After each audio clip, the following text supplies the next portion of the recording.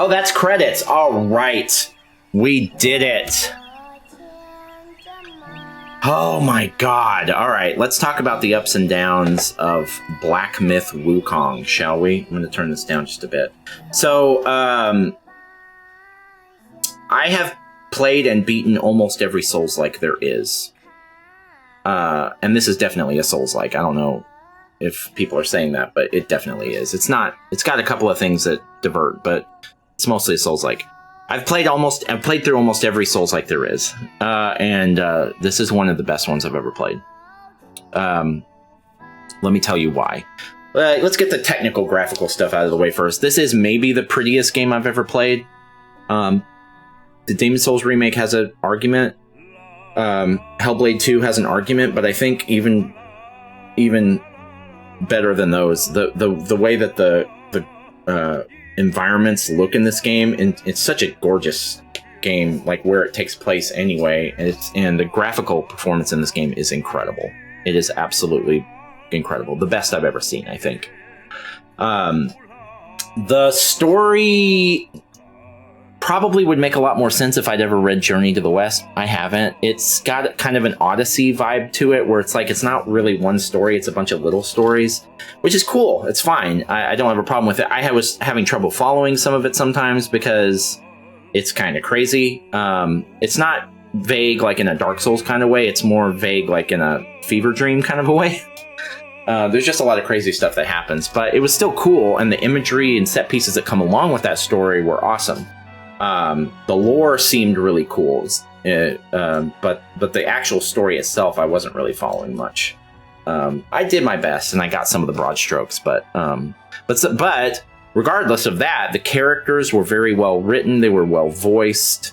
All of that was definitely on point. All right, now let's talk about the combat.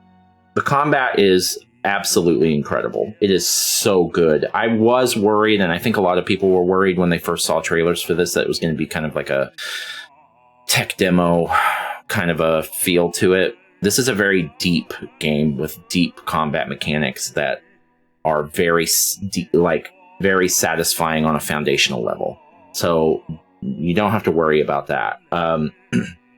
All the way the skills worked with mana and everything, there's all those things like skills and cooldowns and mana and skill points. All those things are there, but some of it's very unique. Like being able to respec at any time, that's been done, but it's not common in a game like this.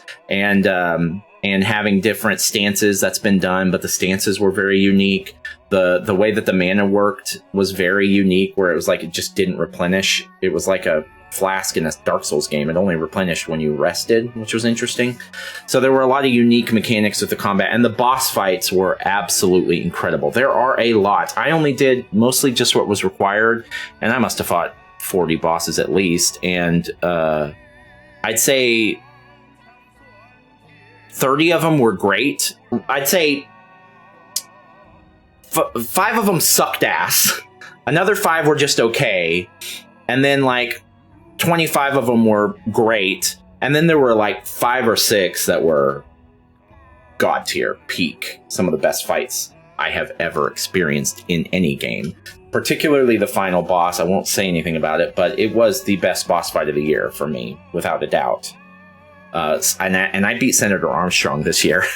He was probably second. I loved that boss fight too, but this was better. It was harder, and it was crazier. Well, it wasn't crazier. Nothing's crazier than Senator Armstrong, but it was harder, and it was more intense.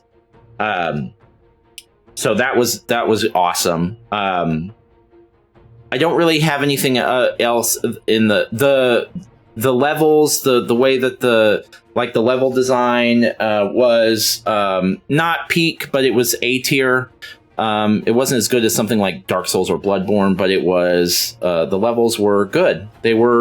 They had moments of being linear, and then they had other moments when they weren't linear at all, and I enjoyed the exploration, especially early on with that kind of stuff. So that was good. I think that's it as far as like positives, but I mean, this game blew me away. It's one of the best games it's one of the best Souls-likes I've ever played. There are a few that I like more: Sekiro, Elden Ring, Bloodborne, maybe Demon's Souls. But I mean, it's up there with like Dark Souls 3 for me. Now, there are some people that like that game more than I do, but I love that game. I thought that there were some problems. Let's address the technical problems. This game is buggy. It crashed on me a couple times in horrible spots. There were a couple of bugs with the camera, especially right at the end, that drove me insane, where the camera was just looking up at my ass from the ground. It's like, why is the camera there? That helps nobody. And the game had some terrible frame stutter issues. Loading into, like when you're walking into a new area or in the middle of a boss fight, it would just completely freeze for about half a second, and then it's like, oh, I've just gotten hit 3 times in that half a second, because the bosses are fast in this game. That was pretty bad.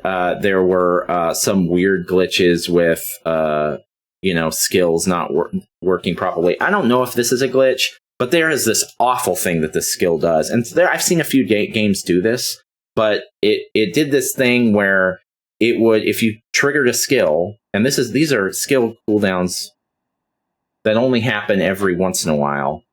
Like, you can use them maybe once every minute or two in an important fight. So you're using them once, maybe twice per fight. It would trigger the skill. It would reset the cooldown, but it just wouldn't go.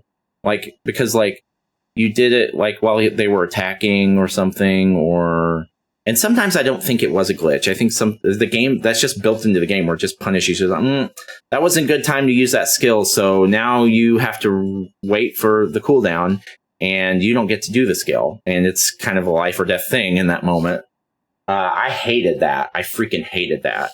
And another thing that I hated, without spoiling anything, the final area in this game is dog shit. I think it is objectively bad.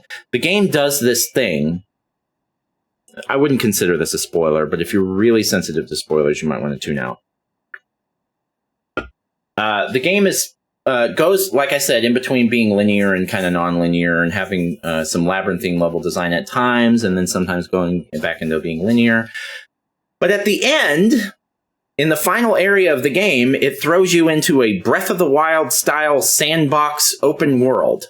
And that probably sounds cool, and in certain games, throwing you into a sandbox like that in a more linear game otherwise is really cool. The Evil Within 2 is a really great example of that.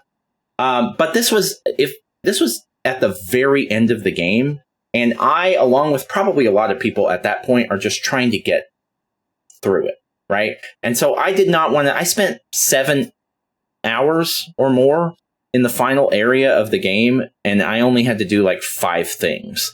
So most of it was just looking around for what I had to do with no idea. I guess the game just wants you to be like, oh, just explore, and eventually you'll come across what you need to do. I'm not interested in that, and I had zero patience for it. I thought it was horrible. I thought it was just really badly done. I thought it was a bad idea. If you were going to do that earlier in the game. Don't do it at the end when people are trying to actually get through stuff. I know that I hurry through games more than most people, but I know I'm not alone in that. Like, look, man, I've talked to a lot of friends that, like, when they get, even if it's a game they really love, they get 75% of the way through, and they're like, okay, I've spent 60 hours on this game now. Like, I'm trying to beat it, right? I don't want that crap at the end of the game. On top of that, all but one of the bosses, other than the final boss, all but one of the other bosses in that area are crap. I think they're actually really bad because they're not particularly hard, but they're just annoying. You know, they take a long time, and they have some crappy AoE moves that I loved almost every other boss in this game, but half of the bad bosses are at the very end. And so I hated the whole final area. I hate it. And there's this other boss.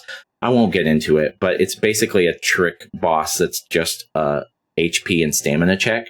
And if you don't have enough HP or stamina, you are not getting through that spot. So you can respec your points, so you can build more on HP and stamina, but then you gotta completely redo how your points are done just to get through this one HP stamina check. And then if you want your skills and the way that you had it before, you gotta put everything back. And it takes forever, and it's a pain in the ass, and I hated that. I thought that boss was a horrible idea. Three of the four bosses at the end are just horrible. I just thought they were horrible. So the game, in my opinion, it really did affect how I felt about the game in general. The end of this game is, other than the final boss, the end of this game is just really bad, in my opinion. I think it's just really, really bad. Most reviewers probably never got there before they wrote their initial reviews, but I don't like the end of this game at all. Everything else about this game is stellar, pretty much. But yeah, there were some bad bugs. The horrible, and there were a couple of bosses that I thought were really annoying, that were really stupid. There's a Blight Town equivalent area in this game about halfway through that is really frustrating, and the game crashed on me when I was like 30 minutes right next to the next shrine, and I lost a ton of progress, so that was annoying. But on the whole, this game is absolutely incredible. It plays just as good as it looks outside of the glitches, and hopefully the glitches will get patched soon. This is a absolute must-play for anyone that's even vaguely interested in Souls-likes or Souls-like adjacent games. It is a stellar game. If Final Fantasy Rebirth hadn't come out this year, it would be my game of the year, probably. So I loved it. All right, got last couple orders of business here. The bottom center of the screen says that we've beaten 77 games in 2024 and 524 since we started doing this in 2020. Those numbers have now they've become obsolete. We've now beaten 78 games in 2024 and 525 since we started doing this in 2020. Yeah, that's right. Okay, last order of business. Black Myth Wukong. It's been fun. I'm sure you have a wonderful new game plus, but we will never know about it because we are now going to delete you from our console and never play you again. Bye. Thank you. Love you.